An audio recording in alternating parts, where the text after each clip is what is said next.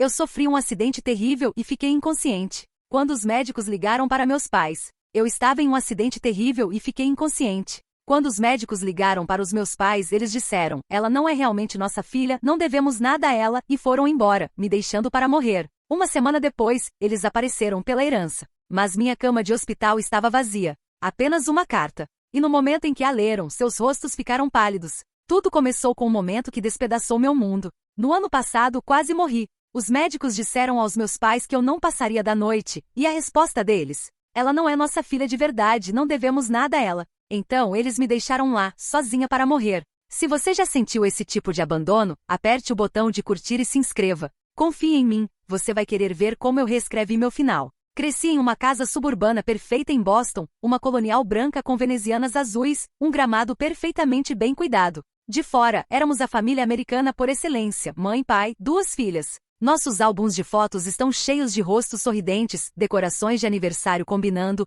pilhas de presentes de Natal e viagens para Disney World. Mas fotos podem mentir. Eu tinha apenas 5 anos quando senti pela primeira vez aquela dor de ser diferente. Minha irmã, Alison, havia derrubado um vaso correndo pela sala de estar. Antes que alguém pudesse reagir, eu já estava recolhendo os pedaços. O que aconteceu aqui? Minha mãe exigiu. Fui eu, disse automaticamente sem nem pensar. Mais tarde, ouvi minha mãe ao telefone. Rebecca sempre foi tão ansiosa para agradar, não como Alison. Alison tem personalidade. Personalidade. Essa era a palavra que meus pais usavam para as birras de Alison em lojas, sua recusa em comer vegetais, suas respostas insolentes. Quando eu fazia minha lição de casa sem que me pedissem, era porque eu era obediente. Quando Alison finalmente fazia a dela, ela era brilhante. As diferenças eram sutis no início. Alison ganhou o quarto maior. Alison podia escolher restaurantes na noite da família. As obras de arte de Alison cobriam a geladeira, enquanto as minhas eram cuidadosamente arquivadas em uma gaveta. Sua irmã precisa de mais encorajamento, meu pai explicou quando minhas notas máximas não receberam a mesma celebração que o B- de Alison. Você é naturalmente boa na escola. Eu tinha 12 anos quando finalmente descobri o porquê. Era depois da meia-noite, e eu havia me levantado para beber um copo d'água. Meus pais estavam discutindo na cozinha, suas vozes chegando até as escadas. Você sempre favoreceu Alison, minha mãe sussurrou. É como se você estivesse tentando compensar Rebecca não ser sua. Ela também não é sua, Margarete, meu pai retrucou. Concordamos quando a pegamos que nunca a trataríamos diferente. O copo escorregou da minha mão e se despedaçou no piso de madeira. A discussão parou. Corri de volta para meu quarto, coração batendo forte, e fingi estar dormindo quando minha mãe veio me verificar. Adotada. A palavra explicava tudo e nada ao mesmo tempo. Por que meu cabelo era escuro quando de todos os outros era loiro? Por que eu tinha olhos verdes quando todos tinham azuis? Por que não importava o quanto eu tentasse, nunca me encaixava completamente. Na manhã seguinte, no café da manhã, esperei que me contassem, que explicassem, que me assegurassem que eu era amada da mesma forma. Eles não disseram nada. Então eu disse: ouvi vocês ontem à noite, disse, minha voz pequena mas firme. Sei que sou adotada. O jornal do meu pai baixou ligeiramente. Minha mãe pausou enquanto servia café. Então ela sorriu aquele sorriso apertado que nunca chegava aos olhos. Não seja ridícula, Rebecca. Você deve ter estado sonhando. E foi isso. Nenhuma confirmação, nenhuma negação que parecesse verdade, apenas manipulação psicológica e café da manhã como sempre. Aprendi naquele dia que em nossa casa, a verdade era menos importante que a aparência. Depois disso me dediquei a ser perfeita. Se não podia ser amada por quem eu era, talvez pudesse ser valorizada pelo que alcançava. Me formei como melhor aluna do ensino médio, ganhei uma bolsa integral para o MIT e comecei minha empresa de tecnologia aos 22 anos. Meus pais compareceram à minha formatura, é claro. Sorriram para as fotos e aceitaram parabéns por terem criado uma filha tão bem-sucedida. Mas sempre havia distância em seus olhos, como se estivessem olhando para um projeto em vez de uma pessoa. Apenas minha avó Marta realmente me via. Ela morava em uma bela casa vitoriana antiga em Cambridge, cheia de livros, antiguidades e cheiro de canela. Passei todos os verões com ela dos 13 anos em diante, após a revelação da adoção. Você tem os olhos da sua mãe, ela me disse uma vez quando eu tinha 15 anos. Foi o único reconhecimento de qualquer membro da família de que eu tinha pais biológicos em algum lugar. Quem é ela? Perguntei. Vovó Marta apertou minha mão. Alguém que te amava muito, mas não podia te criar. Algum dia, quando você for mais velha, vou te contar tudo. Mas algum dia continuava sendo adiado. Durante a faculdade, sempre que perguntava, ela dizia depois que você se formar. Após a formatura, era quando você estiver estabelecida na sua carreira. Mais tarde se tornou quando for a hora certa. Enquanto isso, meu relacionamento com meus pais se deteriorava ainda mais. O escritório de advocacia do meu pai representou meu principal concorrente em uma disputa de patente. Quando confrontei sobre o conflito de interesses, ele simplesmente disse: família é uma coisa, negócios é outra. A Alison se tornou cirurgiã, seguindo os passos do nosso pai, embora ele tivesse mudado para direito corporativo antes de nascermos. Sua formação médica compartilhada se tornou mais uma coisa que me excluía das conversas familiares. A discussão final aconteceu 3 anos atrás no jantar de ação de graças. Vovó Marta estava lá, mais frágil do que eu lembrava, mas ainda afiada como sempre. A conversa se voltou para o sucesso recente da minha empresa. Acabamos de conseguir financiamento importante para uma ferramenta de diagnóstico médico com inteligência artificial, anunciei. Sempre soube que Rebeca faria algo especial, disse a vovó orgulhosamente. Sim, bem, ela sempre foi determinada a se provar, minha mãe respondeu com aquele tom familiar de desprezo. Me provar, ecoei. É isso que você acha que tenho feito todos esses anos? Não é? Meu pai perguntou, bebericando seu vinho. A maioria das crianças adotadas passa por uma fase de superdesempenho. É bem comum, na verdade. A confirmação casual do que eles haviam negado por 15 anos me deixou em silêncio atordoado. Pai, Alison parecia chocada. O que você está dizendo? Oh, ela sabe, minha mãe acenou dispensivamente. Ela sabe desde os 12 anos, embora eu não veja por que precisamos discutir isso no jantar. Vocês negaram isso minha vida inteira, disse minha voz tremendo. Toda vez que perguntei, vocês me fizeram sentir louca por sequer sugerir isso. Achamos que era melhor assim, meu pai respondeu, como se explicasse algo para um cliente difícil. Crianças precisam de estabilidade. Eu precisava da verdade e rebati. A verdade é, minha mãe disse com súbita aspereza, que te demos tudo. Uma casa linda, a melhor educação, todas as vantagens. A maioria das crianças adotadas seria grata. A mão da vovó Marta bateu forte na mesa. Chega, Margarete. Mas não era o suficiente. 20 anos de me sentir uma estranha, de amor condicional, de realidade distorcida, tudo saiu. Vocês nunca me quiseram, disse. Vocês queriam a ideia de mim, a filha perfeita que pudessem exibir em festas, aquela que validaria sua paternidade sem nunca exigir paternidade real de vocês. Me levantei, meu guardanapo caindo no chão. Cansei de tentar ganhar um amor que deveria ter sido dado livremente. Saí naquela noite e não olhei para trás. Mudei meu número de telefone, me mudei para um novo apartamento. Vovó Marta foi a única com quem mantive contato, encontrando-nos para nossos brunches dominicais semanais longe da casa dos meus pais. Eles te amam, ela insistiu uma vez. Apenas não sabem como demonstrar. Amor não deveria ser tão difícil, respondi. Ela morreu 6 meses atrás, pacificamente enquanto dormia. Eu estava viajando a trabalho e perdi o funeral. Meus pais não se deram ao trabalho de me ligar sobre isso. Descobri através de uma carta de advogado me informando que vovó Marta havia me deixado sua casa e a maior parte de sua herança. Nunca consegui ouvir a verdade sobre meus pais biológicos de seus lábios, mas o destino tinha outros planos para revelar segredos de família. O dia do acidente começou como qualquer outra terça-feira. Eu estava na sede da nossa empresa em Cambridge, fazendo testes na nossa mais nova atualização de software. Estava chovendo, aquela garoa persistente e suave da Nova Inglaterra que deixa tudo cinza e ligeiramente borrado nas bordas. Você deveria ir para casa, Rebeca, minha sócia de negócios, Samantha, sugeriu por volta das 8 da noite. A atualização pode esperar até amanhã, mas nunca fui boa em deixar coisas inacabadas. Quando finalmente saí já passavam das 10 horas e a garoa havia se transformado em um temporal. Lembro de pensar que deveria chamar um serviço de carro, mas meu apartamento ficava apenas a 15 minutos de distância. O que poderia acontecer em 15 minutos? O cruzamento da Maple com a 3RD tem um ponto cego que os locais sabem observar. O motorista bêbado que me atingiu não era local. Lembro dos faróis de repente preenchendo meu carro, impossivelmente brilhantes. O som de metal esmagando metal. A estranha sensação de girar. Me disseram depois que meu carro capotou 2 vezes antes de bater em um poste. O impacto acionou os airbags que salvaram minha vida, mas fraturou 3 costelas e minha clavícula. Minha cabeça bateu na janela lateral com força suficiente para causar uma lesão cerebral traumática. Tenho fragmentos de memória da ambulância. Luzes vermelhas pulsando. Um paramédico dizendo meu nome repetidamente. A máscara de oxigênio sobre meu rosto. Então a escuridão. Quando tomei consciência novamente eram vozes distantes clínicas. Não conseguia abrir os olhos ou me mover, mas podia ouvir. Este estado, consciente mas incapaz de responder, seria depois explicado como resultado da lesão cerebral e do coma medicamente induzido que me colocaram para reduzir o inchaço. Trauma significativo no lobo temporal, uma voz feminina estava dizendo. Conseguimos controlar a pressão intracraniana, mas as próximas 24 horas serão críticas. Localizarmos parentes próximos? Outra voz, masculina desta vez. Contato de emergência no telefone dela está listado como mãe. Já ligamos. Estão a caminho. O tempo não tem significado quando você está flutuando na escuridão. Não sei se foram minutos ou horas depois quando os ouvi chegar. Senhor e senhora Mitchell, sou o Dr. Tim, o neurologista cuidando do caso da sua filha. O que aconteceu? A voz do meu pai, tensa e controlada como sempre. Dr. Tim explicou o acidente e meus ferimentos, o coma induzido, o prognóstico incerto. E o que exatamente vocês estão fazendo por ela? Minha mãe, sonda irritada, como se minha lesão cerebral traumática fosse um inconveniente na agenda dela. Atualmente estamos monitorando a pressão intracraniana e mantendo o coma para dar tempo ao cérebro dela se curar. Ela precisará de cirurgia uma vez estabilizada para reparar a fratura orbital. Cirurgia, meu pai novamente. Que tipo de custos estamos vendo aqui? Houve uma pausa. Imagino que Dr. Tim estava dando a eles o olhar que profissionais médicos reservam para membros da família particularmente insensíveis.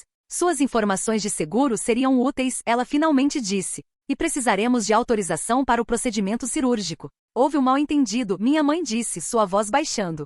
Rebecca na verdade não é nossa filha. Eu. Sinto muito? A doutora soava confusa. Ela tem vocês listados como seus contatos de emergência. Ela foi adotada, meu pai explicou suavemente. Informalmente. Os papéis nunca foram adequadamente arquivados. Entendo. No entanto, como seus contatos de emergência. Você não está me entendendo, minha mãe interrompeu. Ela não é nossa responsabilidade. Não devemos nada a ela. Eu havia experimentado seu abandono emocional minha vida inteira, mas isso era diferente. Isso era me deixar morrer. Sem autorização para tratamento, a doutora começou. Então não a tratem, meu pai disse simplesmente. Não há um fundo estadual para pacientes indigentes ou algo assim? Senhor Mitchell, sua filha está gravemente ferida. Sem cirurgia. Ela não é nossa filha, minha mãe insistiu. Não legalmente, não realmente. Houve silêncio. Então o som de papéis sendo folheados. Há também a questão da herança de Martha Mitchell, uma nova voz disse. Uma enfermeira, talvez. A paciente foi notificada como principal beneficiária. Essa é uma questão de família, meu pai disse rapidamente. Minha mãe não estava em sã consciência quando fez aquele testamento. Temos a intenção de contestá-lo. Entendo, a doutora disse friamente. Bem, na ausência de família disposta a autorizar tratamento.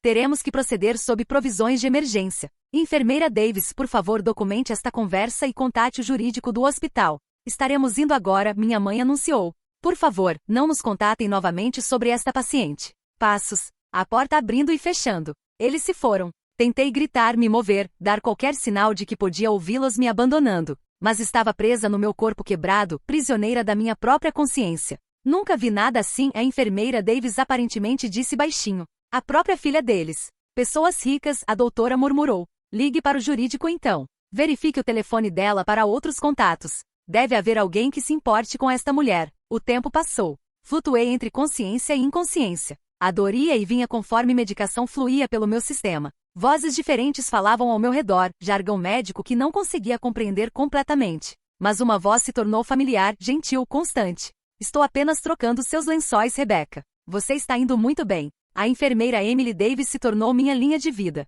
Ela conversava comigo durante seus turnos, me atualizando sobre minha condição, explicando os tratamentos, me contando sobre o tempo lá fora. Ela tocava a música do telefone dela, tudo de clássica Taylor Swift. A pesquisa mais recente mostra que pacientes em coma podem nos ouvir, ela disse a alguém. Não vou deixá-la sozinha, não depois do que os pais dela fizeram. 3 dias após o acidente, através das conversas unilaterais da Emily, soube que o hospital havia localizado Samantha. Minha sócia de negócios e amiga havia corrido para o hospital, autorizado os tratamentos e estava lutando contra meus pais em múltiplas frentes. Sua amiga é incrível, Emily me disse durante um banho de leito. Ela tem o advogado dela aqui todos os dias, garantindo que você receba tudo o que precisa. Aparentemente, seus pais já estão fazendo movimentos na herança da sua avó, alegando que você está incapacitada. Queria rir da ironia. Eles me abandonaram para morrer, então tentaram usar minha condição resultante para roubar minha herança. Era tão perfeitamente característico deles. A cirurgia aconteceu no 5º dia.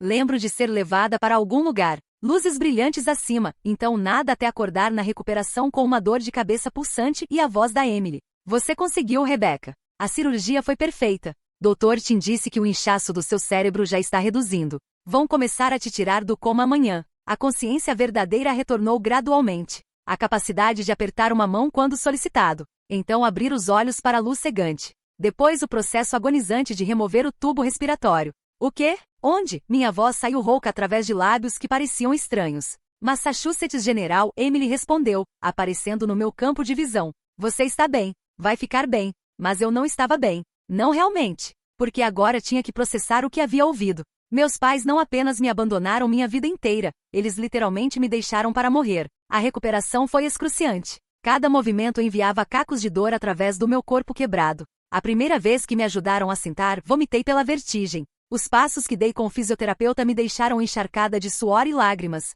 Mas a dor física não era nada comparada à ferida psicológica de saber que meus pais haviam ido embora quando mais precisei deles. Esse conhecimento se instalou como veneno nas minhas veias, contaminando cada momento de recuperação. Você está indo incrivelmente bem, Samantha dizia durante suas visitas diárias. Ela havia trazido meu laptop, cuidado das decisões da empresa, lidado com consultas da imprensa sobre meu acidente. Os médicos dizem que você está se recuperando 2 vezes mais rápido que o esperado.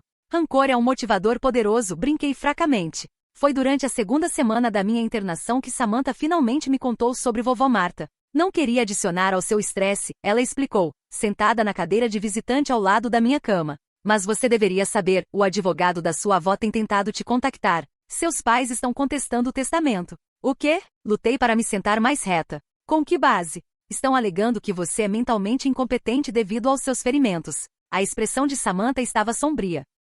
Eles protocolaram a papelada 3 dias após seu acidente. O timing não foi coincidência. Eles saíram do meu quarto de hospital, me deixando para morrer, e foram direto para um advogado roubar minha herança. Preciso falar com o advogado dela, insisti. James Urai chegou na manhã seguinte, um homem digno na casa dos 60 com cabelo prateado e olhos gentis atrás de óculos de armação fina. Ele havia sido advogado da minha avó por 30 anos. Senhorita Mitchell, ele me cumprimentou formalmente, fico aliviado em vê-la se recuperando. Sua avó ficaria contente. Meus pais estão tentando roubar a casa dela, disse sem rodeios. Ele assentiu, colocando sua pasta na mesa de cabeceira. Eles entraram com pedido de tutela de emergência, citando sua condição médica. Submete relatórios médicos dos seus doutores confirmando que você é competente para administrar seus assuntos. O juiz congelou temporariamente a herança até você poder comparecer ao tribunal. Quando? Isso depende da sua equipe médica. Não há pressa, os bens estão seguros. Ele tirou um envelope grosso da pasta. Sua avó me pediu para te dar isso se algo acontecesse a ela antes que pudesse te contar ela mesma.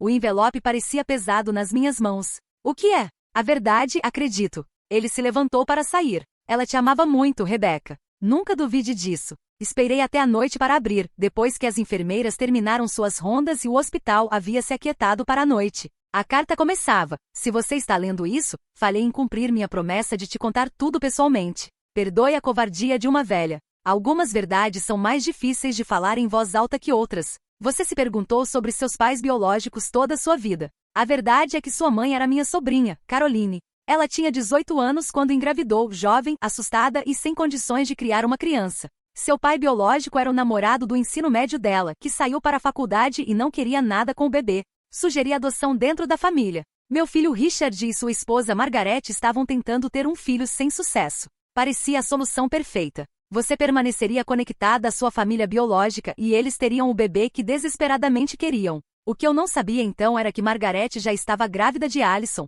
Ela soube disso apenas semanas depois que te levaram para casa. De repente, eles tinham 2 filhas bebês em vez de uma. Observei ao longo dos anos como te tratavam diferente. Confrontei Richard sobre isso muitas vezes. Ele sempre prometia fazer melhor, te amar igualmente, mas algumas pessoas não conseguem amar o que não vem do próprio sangue, não importa quão precioso seja o presente. A adoção legal foi completada, independentemente do que possam ter te dito. Você é legalmente filha deles com todos os direitos que isso implica. Incluí os documentos do tribunal provando isso. Também incluí a verdade sobre sua mãe biológica. Caroline morreu 5 anos atrás em um acidente de carro, nunca tendo se casado ou tido outros filhos. Ela perguntava sobre você frequentemente. Mantive-a atualizada sobre suas conquistas, seu crescimento na mulher notável que se tornou. A casa e tudo que deixo para você é legitimamente seu, não apenas pela minha escolha mas por sangue. Você é minha família em todos os sentidos que importam. Espero que possa me perdoar por não ter contado antes. Pensei que estava te protegendo, mas talvez estivesse realmente me protegendo de ter que explicar meu papel em te colocar com pais que não conseguiam te amar como você merecia. Saiba que te amei completamente desde o momento que Caroline te colocou nos meus braços. Todo o meu amor, sempre, vovó Marta. Li a carta 3 vezes, lágrimas escorrendo pelo meu rosto. Então examinei os documentos. Minha certidão de nascimento original nomeando Caroline Mitchell como minha mãe, os papéis de adoção com as assinaturas dos meus pais. A certidão de nascimento modificada listando Margaret e Richard Mitchell como meus pais. Estava tudo lá. A verdade, a prova, a confirmação de que legalmente, moralmente e por sangue, eu era uma Mitchell. E meus pais haviam mentido para os médicos, provavelmente para Alison e certamente para eles mesmos. Naquela noite tomei duas decisões. Me recuperaria completamente, não importa o quanto tivesse que trabalhar, e garantiria que meus pais enfrentassem as consequências de suas ações. Me dediquei à fisioterapia com determinação renovada. 2 costelas quebradas, uma clavícula despedaçada, fraturas faciais e lesão cerebral traumática. Nada disso me impediria. Graduei de andador para bengala em semanas, surpreendendo até meus terapeutas. Você é uma máquina, meu fisioterapeuta, Jake comentou durante uma sessão particularmente exaustiva. Tem um lugar importante para estar, respondi, empurrando através da dor para completar outra série de exercícios. Semanas após o acidente, Dr. T me liberou para alta. Emily me ajudou a embalar os cartões, flores e presentes que haviam se acumulado no meu quarto, a maioria de colegas e amigos, nenhum da família. E agora? Emily perguntou enquanto me levava de cadeira de rodas para a saída do hospital, onde Samantha esperava com seu carro. Olhei para a enfermeira que havia defendido por mim quando minha própria família não quis. Agora vou para casa e escrevo uma carta. Enquanto Samantha me levava para seu apartamento, onde ficaria durante a recuperação ambulatorial, olhei pela janela para as ruas de Boston. Em algum lugar do outro lado da cidade, meus pais provavelmente ainda estavam conspirando, ainda mentindo, ainda esperando se safar de tudo. Eles não faziam ideia do que estava vindo. O quarto de hóspedes de Samantha se tornou minha sala de guerra. Na parede, criei uma linha do tempo dos eventos, conectando meu acidente às manobras legais dos meus pais. Meu laptop se tornou o centro de comando enquanto reunia evidências e formulava estratégia. Você deveria estar descansando, Samantha se preocupou, me trazendo chá uma noite. Vou descansar quando estiver terminado, respondi, sem olhar para cima do e-mail que estava escrevendo para James Urai. Meu primeiro passo foi garantir minha posição legal. James confirmou que a carta da vovó havia declarado: minha adoção era completamente legal. A alegação dos meus pais de que era informal era uma mentira descarada. Eles não têm caso para contestar o testamento, James me assegurou durante uma de nossas ligações diárias. Mas estão tentando outro ângulo agora, alegando que, como seus pais, deveriam ser seus tutores legais durante sua recuperação. Depois de me abandonarem no hospital, estão dizendo que foi um mal-entendido, que estavam em choque. Submeteram declarações juramentadas alegando profunda preocupação pelo seu bem-estar. Aposto que submeteram, pensei nas filmagens de segurança do hospital que Emily havia mencionado. Podemos intimar os registros do hospital? Já foi feito, James disse, e pude ouvir o sorriso na voz dele. As filmagens contradizem suas declarações bastante dramaticamente. Em seguida veio a segurança da propriedade. A casa da vovó ficou vazia enquanto a herança estava em inventário, mas sabia que meus pais ainda tinham chaves. Contratei uma empresa de segurança para trocar as fechaduras e instalar câmeras por toda a propriedade. Podemos configurar monitoramento remoto, o consultor de segurança explicou. Você poderá ver qualquer atividade em tempo real no seu telefone ou computador.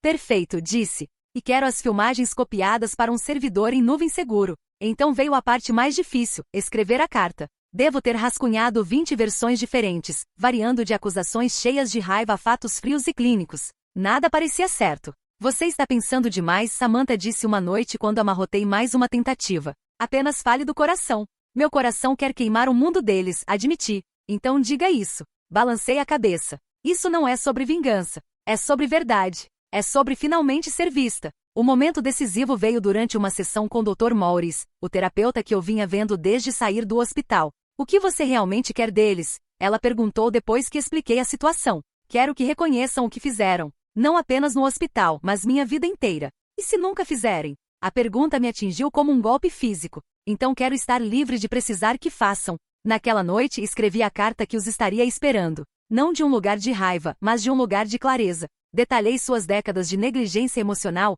as mentiras sobre minha adoção e sua traição final no hospital. Incluí cópias das filmagens de segurança mostrando eles me abandonando e cópias dos documentos legais provando que minha adoção era legítima. Mas também incluí perdão, não pelo bem deles, mas pelo meu.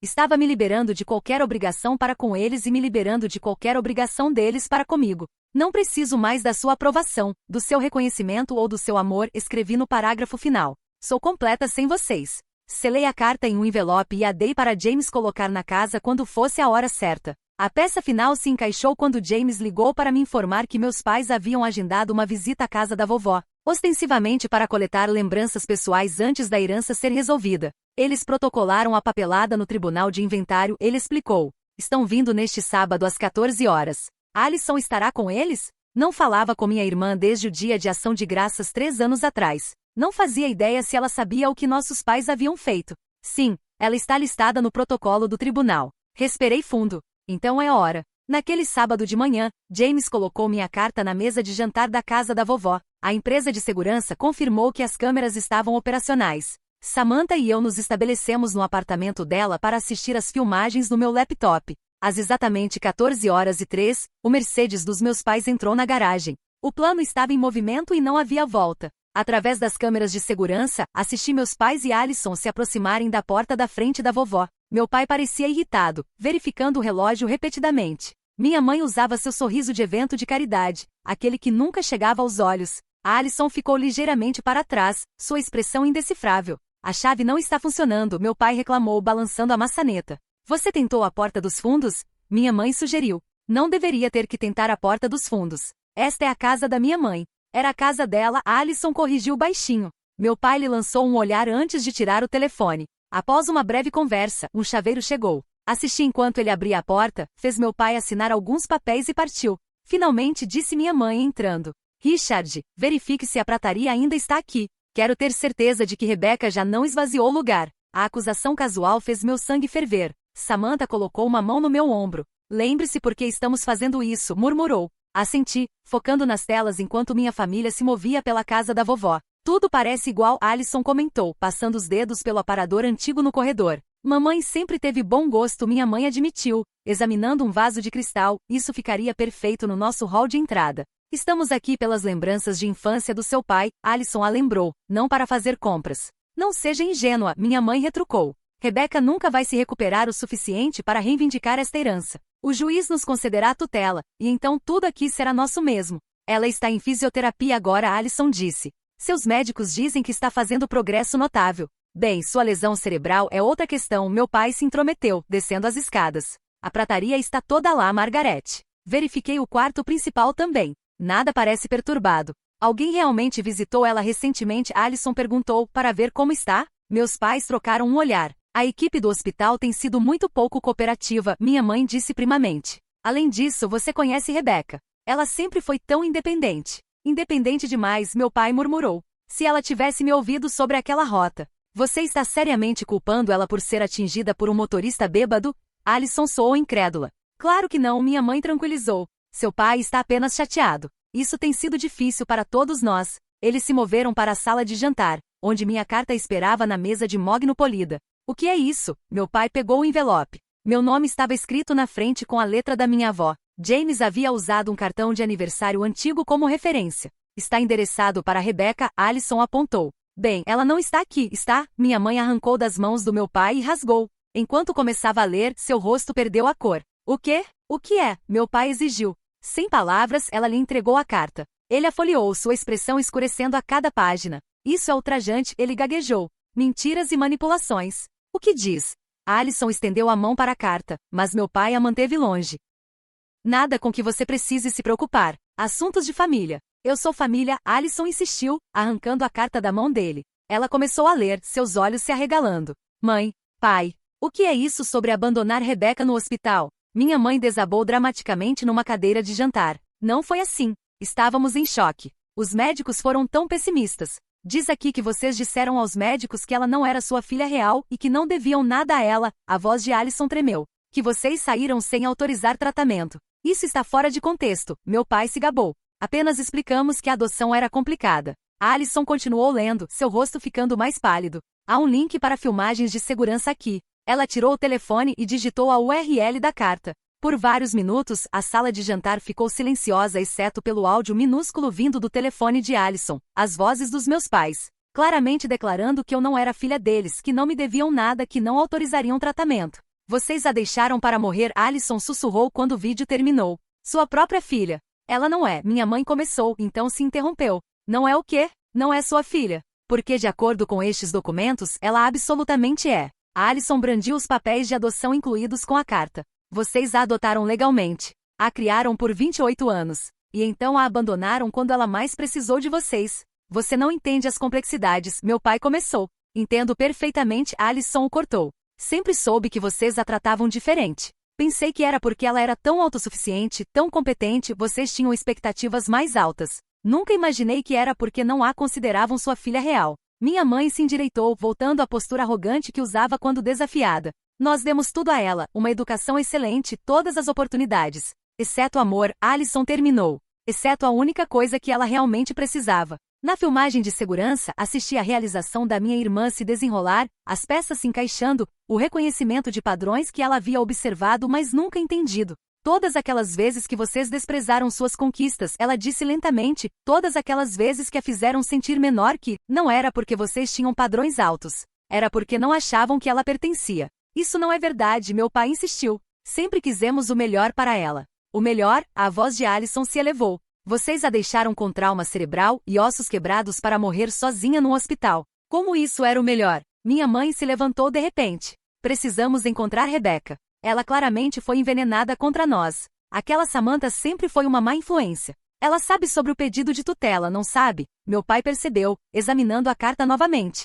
Ela sabe que estamos tentando assumir controle da herança da mamãe. É só isso que vocês se importam? Alison perguntou incrédula. O dinheiro? A casa? E sua filha que quase morreu? Claro que nos importamos com Rebecca, minha mãe disse automaticamente. Mas temos que ser práticos. Na condição dela. A condição dela que vocês pioraram ao abandoná-la, Alison interrompeu. A condição que agora estão tentando explorar para roubar sua herança. O rosto do meu pai endureceu. Chega, Alison. Isso não te diz respeito. Não me diz respeito? Rebecca é minha irmã. Meia-irmã, minha mãe corrigiu reflexivamente, então pressionou a mão contra a boca como se tentasse empurrar as palavras de volta. Alison a encarou. Então é verdade. Vocês realmente não pensam nela como família. A realização pareceu fisicamente doer nela. Ela juntou a carta e documentos com mãos tremendo. Não posso estar aqui agora. Não posso estar perto de nenhum de vocês. Alison, espere, meu pai gritou enquanto ela se dirigia para a porta. Estarei no meu apartamento. Não me liguem. Preciso de tempo para processar isso.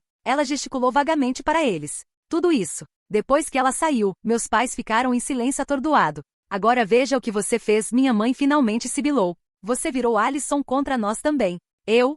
Você foi quem chamou Rebecca de meia-irmã. Bem, ela é. E agora ambas as nossas filhas nos odeiam e Rebecca vai usar esta carta e aquele vídeo para nos destruir no tribunal. Meu pai percorreu a sala de jantar, passando as mãos pelo cabelo ralo.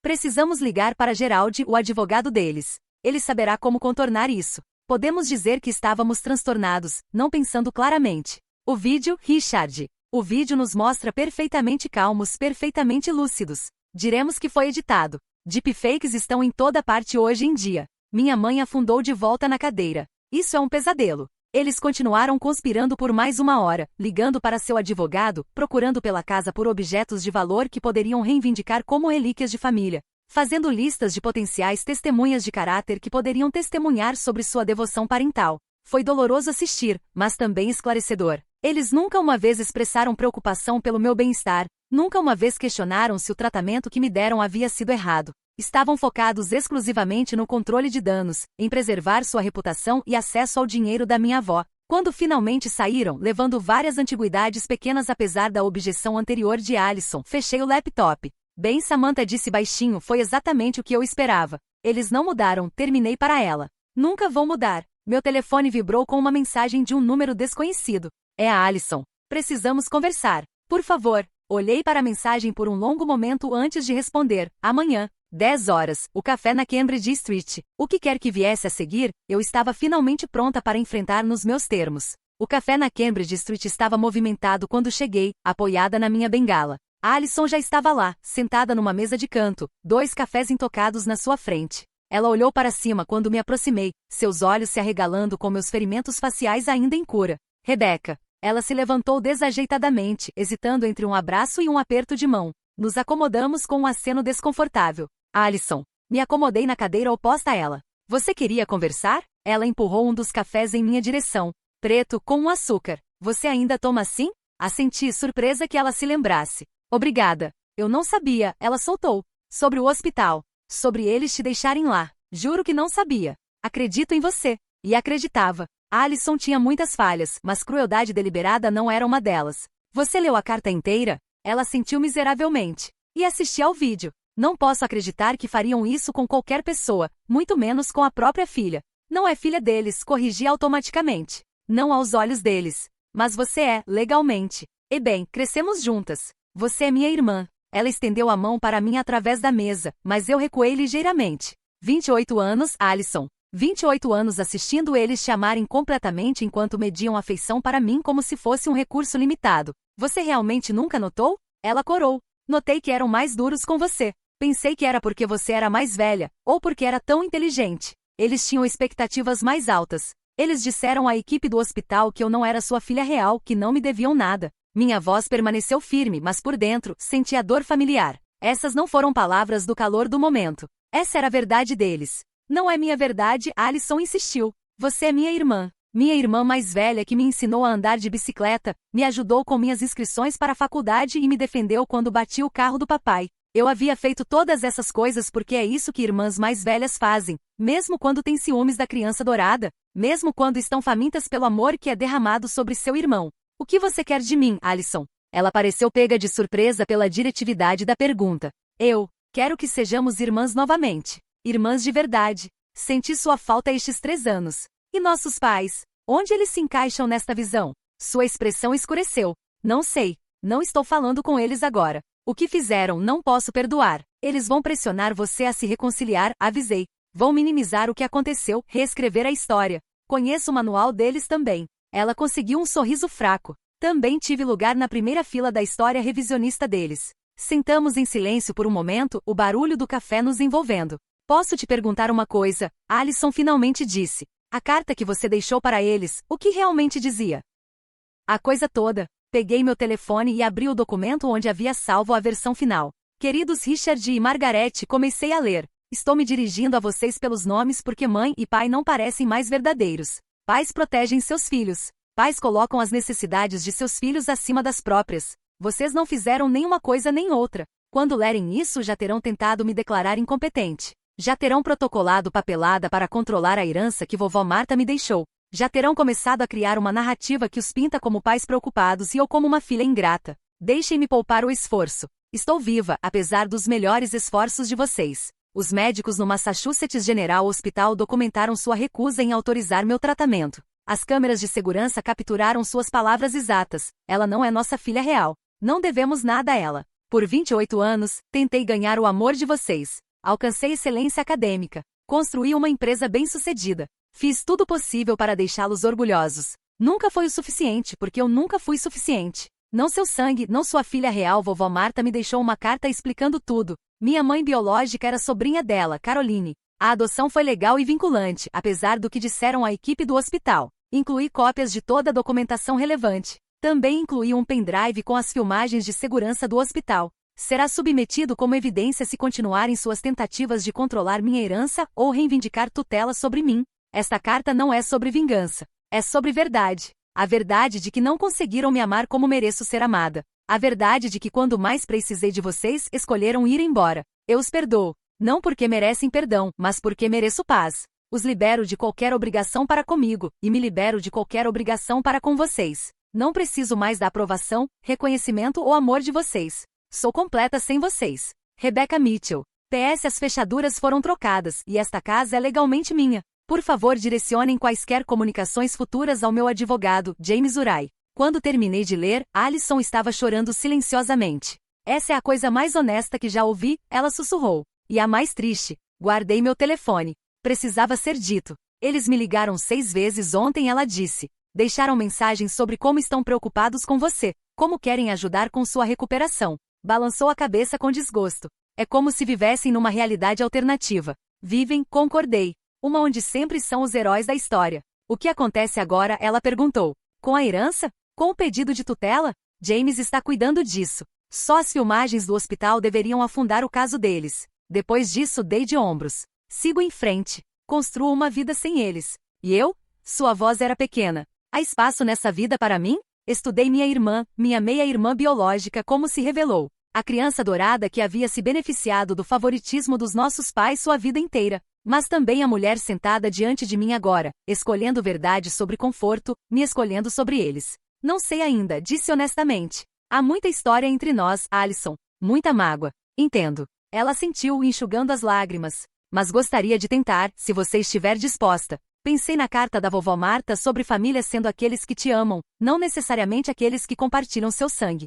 Passos pequenos, finalmente disse. Começamos pequeno e vemos onde vai dar. O alívio no rosto dela foi palpável. Passos pequenos. Posso fazer isso. Terminamos nossos cafés, conversando cautelosamente sobre tópicos neutros, sua residência no Boston General, os projetos mais recentes da minha empresa. Não estava confortável ainda, mas era civilizado. Um começo de certo modo. Como previsto, meus pais escalaram seus esforços após encontrar a carta. Ligaram para todos que conheciam na comunidade jurídica, tentando encontrar um juiz que concederia seu pedido de tutela. Tentaram acessar meus prontuários médicos, alegando direitos parentais. Até tentaram contatar meus médicos diretamente. Nada funcionou. As filmagens do hospital eram condenatórias, e James Urai foi implacável em proteger meus interesses. O pedido de tutela foi negado.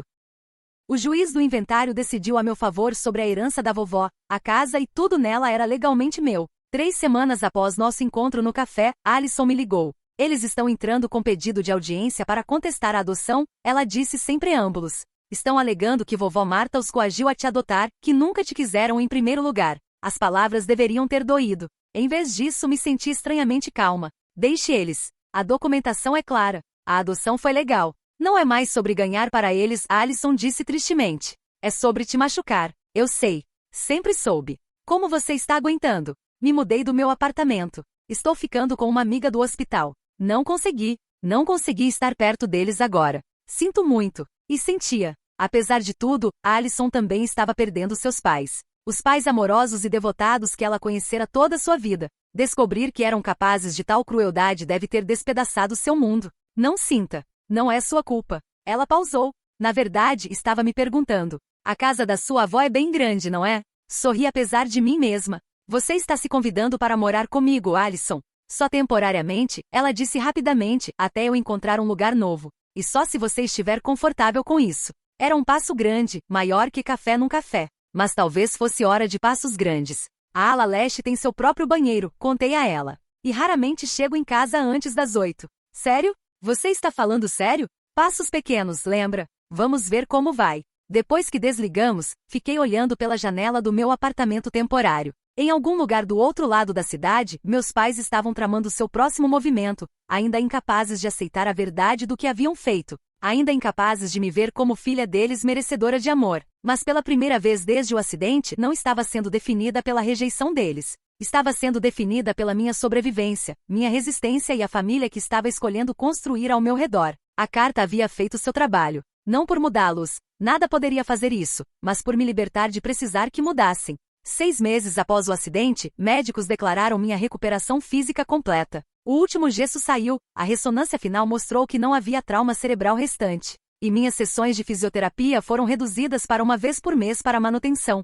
Você é um milagre médico, o Dr. Tim disse durante nossa consulta final. A maioria dos pacientes com seus ferimentos ainda estaria em reabilitação intensiva. Tinha boa motivação, respondi, pensando na carta, nos meus pais, na vida que estava determinada a reclamar. Me mudei para a casa da vovó Marta, minha casa agora, no início da primavera. A vitoriana precisava de atualizações, mas deixei a estrutura intacta. O trabalho em madeira intrincado, as bandeiras de vitral, a varanda ampla onde vovó e eu havíamos passado noites de verão discutindo livros e sonhos. Alison se mudou para a ala leste como planejado. Nossa coabitação foi desajeitada no início, muitos padrões de infância para desaprender, muitas sensibilidades para navegar. Mas estabelecemos regras básicas e,